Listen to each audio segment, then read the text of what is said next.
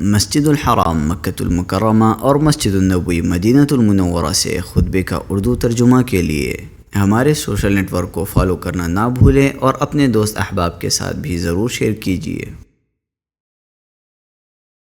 خطبہ جمعہ مسجد الحرام، تاریخ 4 شعبان 1447 ہجری بمطابق 23 جنوری 2026 عیسوی۔ موضوع: آپ کا دوست و ہم نشین کیسا ہو؟ خطیب فضیلت الشیخ اسامہ خیاط حفظہ اللہ۔ ترجمہ حشر الدین مدنی۔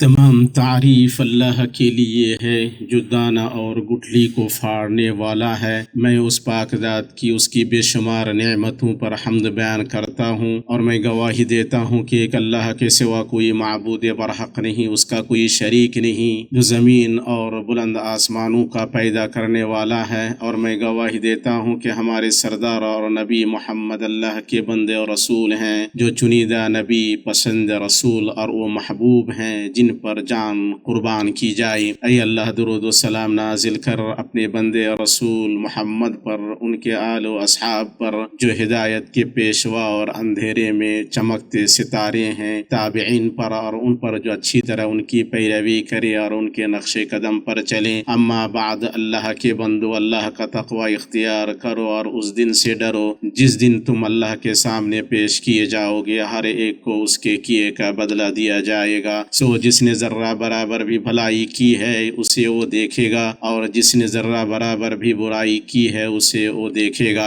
مسلمانوں، جب خطرات آ گھیریں اور مصائب بڑھ جائیں تو عقل مند لوگ نئی نسل کی طرف ویسے ہی دیکھتے ہیں جیسے دولت مند اپنی دولت کی طرف دیکھتے ہیں۔ اس لیے وہ ہر اس راستے پر چلنے کے لیے تیزگام ہونا ضروری سمجھتے ہیں جس پر چل کر وہ اپنے مقاصد حاصل کر سکتے ہیں۔ سو نئی نسل کی حفاظت اور اس کا دفاع اس طرح کرتے ہیں کہ قلعہ محفوظ ہوتا ہے، مصیبت دور ہوتی ہے اور حملہ کو روکا جاتا ہے، کیونکہ امت کے وجود کو تحفظ دینے اور اس کی ترقی کی عمارتوں کو بلند کرنے میں امت کے نوجوانوں کی حفاظت کا بڑا اثر ہے کہ یہ امت باقی تمام امتوں کے بیچ اپنے مناسب مقام پر فائز ہو جاتی ہے اور ویسی ہو جاتی ہے جیسے اللہ نے چاہا ہے۔ اللہ کا فرمان ہے، سب سے بہتر امت ہو جو لوگوں کے لیے نکالی گئی ہے۔ نئی نسل کی پوری دیکھ ریکھ اور اس کی خوبصورت نگہبانی دلوں پر راج کرنے، نفسوں کو گرویدہ بنانے کے قوی ترین اسباب میں سے ہے۔ اسی طرح یہ دیکھ ریکھ اور نگہبانی صحیح عقیدے کو راسخ کرتی ہے، علم و عمل کے ذریعے دین کے احکامات کی حفاظت کرتی ہے، اچھے اخلاق کے بیج بوتی ہے، نیک خصلتوں کی عادت ڈلواتی ہے، اور عیبوں اور خرابیوں اور ہر اس چیز سے نفرت دلاتی ہے جس کے لیے معذرت کی جائے۔ یہ دیکھ ریکھ اور نگہبانی اس طرح بھی ہو سکتی ہے کہ ہم نشینی، ہم مجلسی اور باہمی معاشرت کے معاملے میں نئی نسل کی اچھی طرح خبر گیری کی جائے،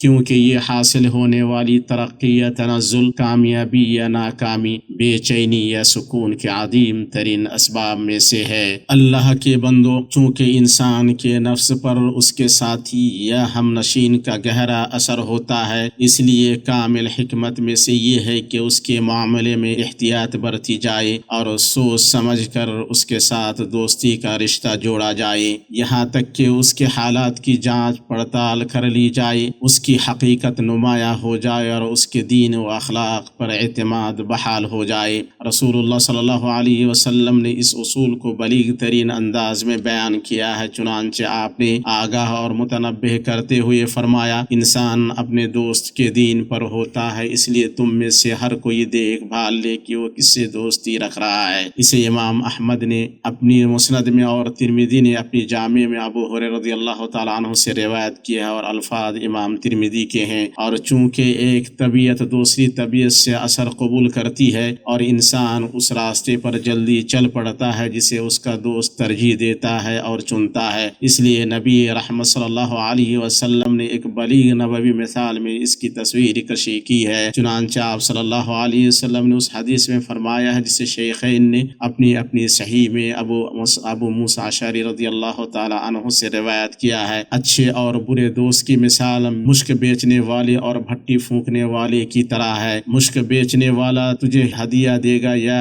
اس سے تو خریدے گا یا کم از کم خوشبو سے محظوظ ہوگا، اور بھٹی دھونکنے والا یا تو تیرے کپڑے جلا دے گا یا کم از کم تجھے اس کے پاس بدبو ملے گی۔ اگر اگر دوست ان لوگوں میں سے ہو جو کمی پوری کرتے ہیں، غلطیاں معاف کرتے ہیں، لغزشوں کو درگزر کرتے ہیں، عیبوں کو چھپاتے ہیں، اپنے ساتھی کو بھلائی کی طرف بلاتے ہیں اور اس میں اس کی نگرانی اور مدد کرتے ہیں، اطاعت کو اس کے لیے خوشنما بناتے ہیں اور نافرمانی کو بدنما بنانے کے ساتھ مسلسل یاد دہانی، تنبیہ اور آگاہ کر کے اس کے اور نافرمانی کے درمیان حائل ہوتے ہیں، تو وہ ایسا نیک دوست ہے جس سے اس کا ہم نشین سعادت مند ہوتا ہے اور اس کی ہم نشینی سے اس کا انجام بہتر ہوتا ہے۔ لیکن اگر دوست ان لوگوں میں سے ہو جو بدنما چیز کو خوشنما بناتے ہیں، برے اقوال و اعمال، بگڑے عقائد اور گمراہ فرقوں کو اچھا بنا کر پیش کرتے ہیں اور ان کے جھنڈا تلے سمٹ آنے اور ان کے گڑھوں میں گر کر ہلاک ہونے پر ابھارتے ہیں، تو یہ ایسا برا دوست ہے جس سے اس کا ہم نشین بدبخت ہوتا ہے، چنانچہ وہ اس کے لیے وبال جان بن جاتا ہے۔ جب اس کی فرما برداری کرے گا اور اپنا معاملہ اس کے سپرد کرے گا تو اسے وہ ہلاکت اور آگ کے عذاب کی طرف لے جائے گا اور اس وقت مارے ندامت کے دانت پیسے گا جب اس کی ندامت کوئی فائدہ نہ دے گی۔ اللہ کا فرمان ہے، اور اس دن ظالم شخص اپنے ہاتھوں کو چبا چبا کر کہے گا، ہائے کاش کہ میں نے رسول کی راہ اختیار کی ہوتی، ہائے افسوس کاش کہ میں نے فلاں کو دوست نہ بنایا ہوتا، اس نے تو مجھے اس کے بعد گمراہ کر دیا کہ نصیحت میرے پاس آ پہنچی تھی، اور شیطان تو انسان کو وقت پر دگا دینے والا ہے، اس لیے عجب نہیں کہ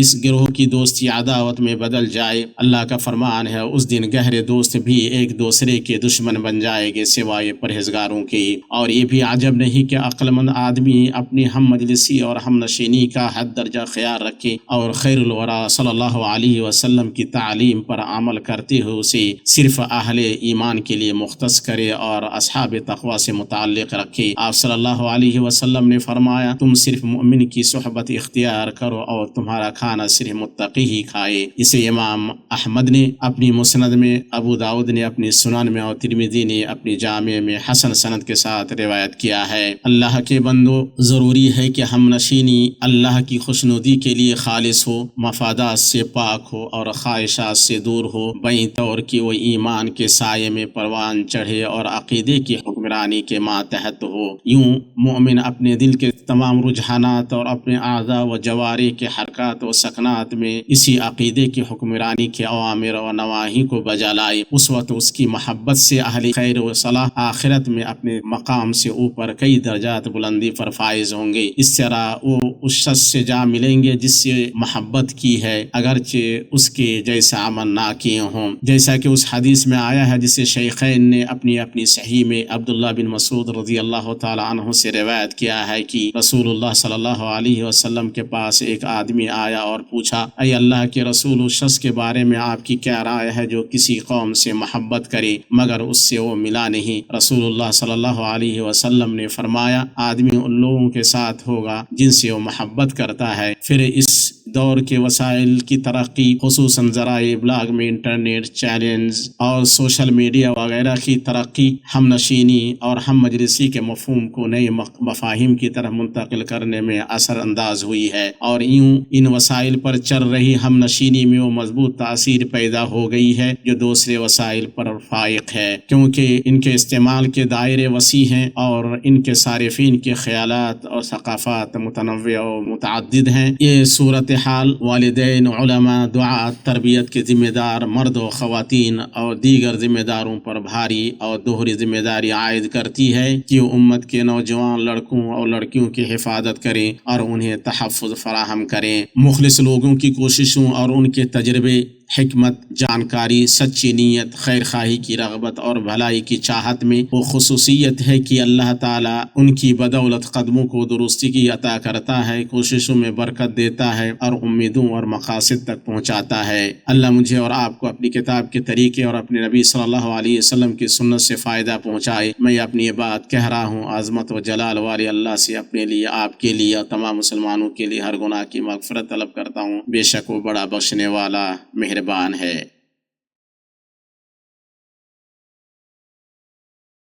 تمام تعریف اللہ کے لیے ہے، وہ کارساز اور قابل حمد ہے، وہ جو چاہے کرنے والا ہے۔ میں اس پاک ذات کی حمد بیان کرتا ہوں اور گواہی دیتا ہوں کہ ایک اللہ کے سوا کوئی معبود حقیقی نہیں، اس کا کوئی شریک نہیں ہے، اور میں گواہی دیتا ہوں کہ ہمارے سردار اور نبی محمد اس کے بندے اور رسول ہیں۔ اے اللہ اپنے بندے اور رسول محمد پر، ان کے آل و اصحاب پر درود و سلام نازل فرما۔ اما بعد، اللہ کے بندو، بے شک نیک ہم نشین کی نمایاں ترین، عظیم ترین، اپنے ساتھی کے دل و دماغ پر قوی ترین اثر ڈالنے والی صفات میں سے یہ ہے کہ وہ قلب سلیم والا ہو، اور قلب سلیم سے انسان دنیا میں اور قیامت کے دن جب وہ اپنے رب کے سامنے حاضر ہوگا فائدہ اٹھائے گا۔ قلب سلیم بقول امام ابن قیم کی وہ ہے جو محفوظ ہو ہر ایسی خواہش سے جو اللہ کے امر و نہی کے خلاف ہو، اور ایسے شبہ سے جو اس کی خبر یعنی وحی کے معارض ہو۔ اس طرح وہ اللہ کے ماں سوا کسی کی بھی بندگی سے سلامت رہے، اور رسول اللہ صلی اللہ علیہ وسلم کے سوا کسی اور کو فیصل بنانے سے بھی محفوظ رہے۔ چنانچہ وہ رسول اللہ صلی اللہ علیہ وسلم کو فیصل ماننے کے ساتھ اللہ کی محبت میں سلامت رہے، ساتھ ہی وہ اپنے خوف اور امید میں، اس پر توکل کرنے میں، اس کی طرف رجوع کرنے میں، اس کے سامنے عاجزی اختیار کرنے میں، ہر حال میں اس کی رضا کو ترجیح دینے میں، اور ہر طریقے سے اس کی ناراضی سے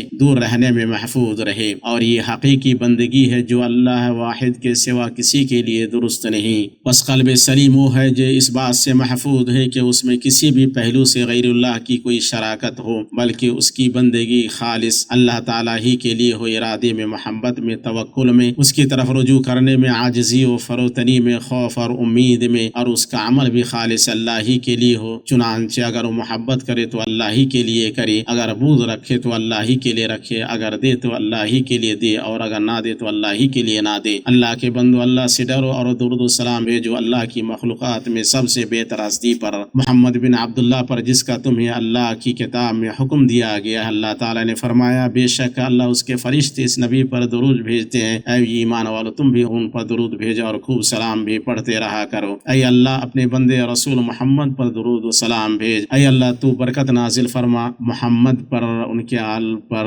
جیسا کہ تو نے برکت نازل فرمائی ابراہیم پر، آل ابراہیم پر، بے شک تو صاحب عظمت ہے اور قابل حمد ہے۔ اے اللہ ان کے چاروں خلفائے راشدین ابو بکر، عمر، عثمان اور علی سے راضی ہو جا، تمام آل بیت، صحابہ، تابعین اور آپ کی ازواج مطہرات امہات المؤمنین سے راضی ہو جا، اور جو ان کے نقش قدم پر تا قیامت احسان کے ساتھ چلے ان سے بھی راضی ہو جا، اور ہمیں بھی اپنے عفو و کرم اور احسان سے ان میں شامل فرما، اے سب سے زیادہ کرم کرنے والی۔